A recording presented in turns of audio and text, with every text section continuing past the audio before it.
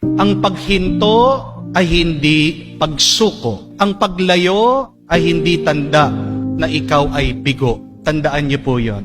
Stopping does not mean surrendering. And distancing yourself does not mean it is the end. Kailangan natin sa ating buhay ang huminto at lumayo sa mga bagay-bagay. Kung gusto natin magkaroon ng kapayapaan, kung gusto natin maging masaya, kung gusto natin maging mabunga ang ating buhay.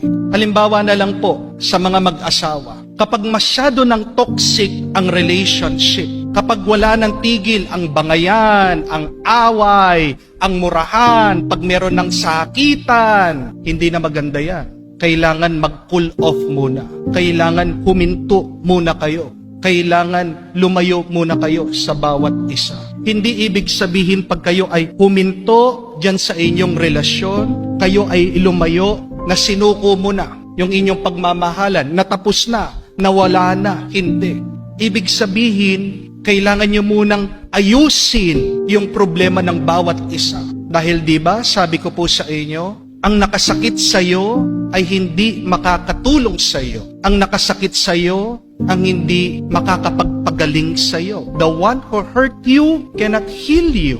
The one who has destroyed you cannot build you up. And you need a time to stop and to distance for a while, to rest. Pahinga muna kayo. Kasi yung init ng bawat isa, makakapasok, makakasira yan. Amen? There's nothing wrong when you stop in your relationship and when you distance yourself in that toxic relationship. Kailangan din natin intindihin. Hindi rin maganda yung palaging nag-iisip. Napakarami sa atin, yan yung sakit. Overthinkers. Palaging nag-iisip na nag-iisip. Father, merong problema eh. Pero dahil sa iyong kakaisip, lalong nagugulo ang iyong damdamin, lalo ka nadidepress, lalo ka nalulungkot. Hinto ka muna. Ilayo mo muna yung sarili dyan sa iyong sitwasyon. At ganyan din yung pag-aalala. Napakarami din may sakit sa pag-aalala. Warriors. Kala nila pag sila'y nag-aalala, ito'y tanda ng pagmamahal. But worrying does not solve anything. And worrying does not really show your love. You're just destroying your peace. Pag palagi kang nag-aalala at nag-aalala, wala naman nangyayari, wala kang nagagawa, wala kang naitutulong. Kung gusto mong talaga makatulong, huminto ka, ilayo mo muna ang iyong sarili, magdasal ka. Di po ba? At ganyan din ang ating narinig sa ating Panginoon. Ang ating Diyos, si Jesus, marunong din huminto sa kanyang trabaho. Marunong din siyang lumayo.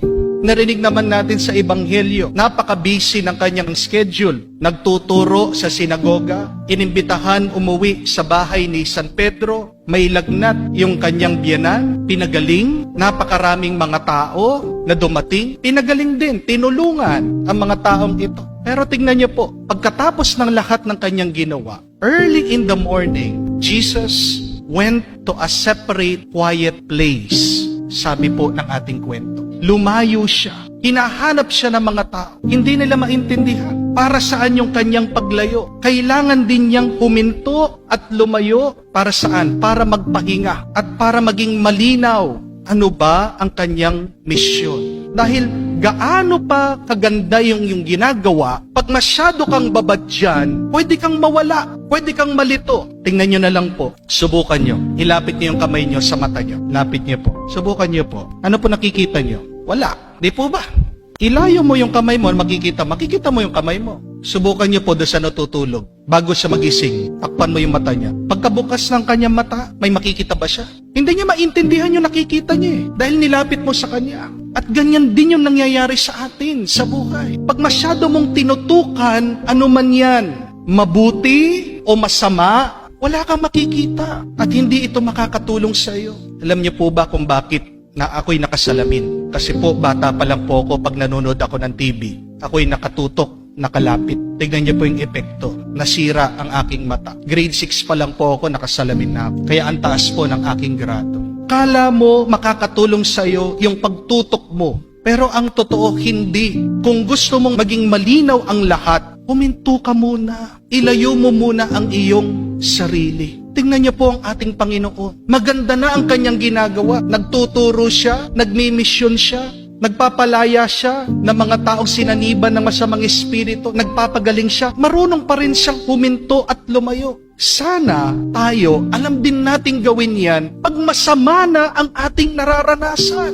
Mas pasana na tayo ay huminto at lumayo pag masama na yung ating nararanasan, pag meron ka ng problema. Hindi makakatulong ang pagtutok mo at pananatili dyan.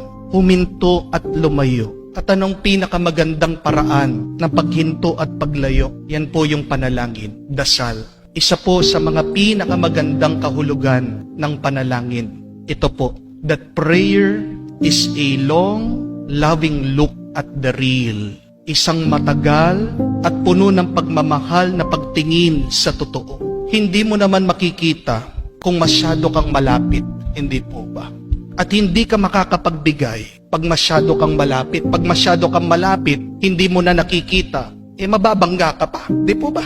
Yan ang ginagawa dapat natin sa dasal. Dinidistansya natin ang ating sarili sa ating karanasan. Ano bang nangyayari sa aking buhay? Sino ba ako? San ba ako papunta? Hindi mo masasagot ang mga mahalagang bagay na yan kung ikaw ay nakatutok, nakababad sa anumang problema, suliranin at pagsubok. Hindi mo malalaman ang sagot sa mga mahalagang tanong kung hindi ka marunong huminto, lumayo at magdasal. Kaya nga, tandaan natin, nahihirapan ka ba? Nabibigatan ka ba? Huwag mong tututukan ang problema. Huwag kang magpapababad dyan. Huminto ka, pero hindi ibig sabihin sumusuko ka. Lumayo ka, pero hindi ibig sabihin bigo ka na. Magpatulong sa Diyos para maging malinaw sa iyo ano ba ang tunay na mabuting na pwede mong gawin.